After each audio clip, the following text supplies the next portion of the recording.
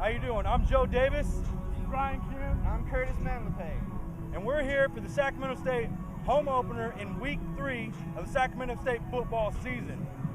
Now the Hornets are coming off an 0-2 start. They lost to San Jose State at San Jose State as well as Arizona State.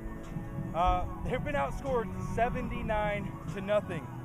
What do you think about that, Ryan? What was your thought coming into the season, and are you surprised by the results thus far? I am shocked that we haven't scored a touchdown or even put a field goal on the board.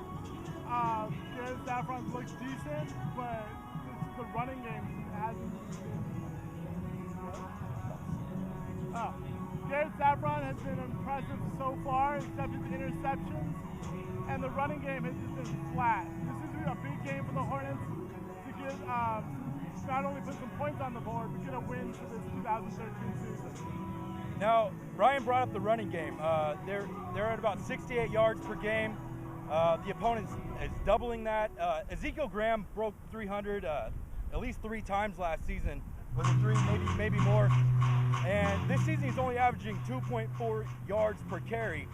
Obviously, that's a big part of what the Hornets want to do, and they've been unable to do it thus far. What do you think about that, Curtis? What do you think the issue is, or is that why they're not scoring and getting the output?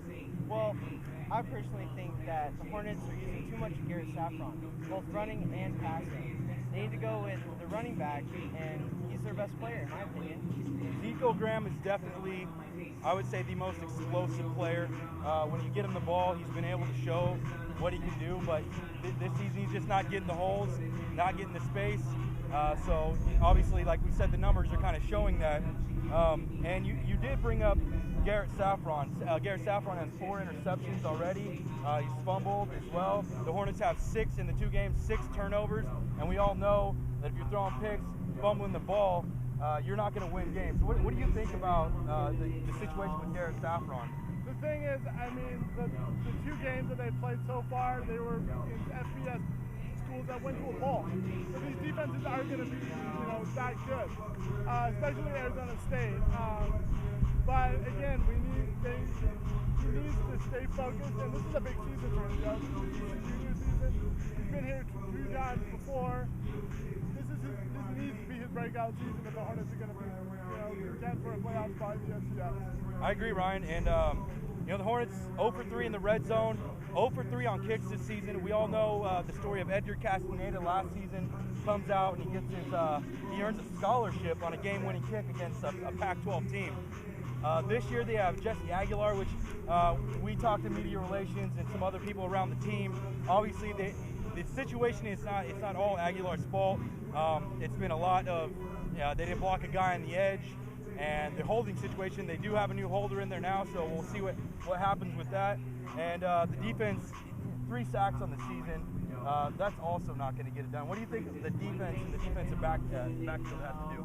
Defensive backfield needs to play defense. I mean, Todd Davis is, he's led the team in sacks last year, and he needs to step up. He is the leader now of this defense, and this is the perfect team to show it against. What about Southern Oregon? What do we know about these guys? What have you looked at on paper? What did you see? Well, Joe, Southern Oregon brings a high-powered offense. Last season, breaking a college record with 642 yards through the air and running. This season, they've continued that trend. They have 518 yards out combined or whatever.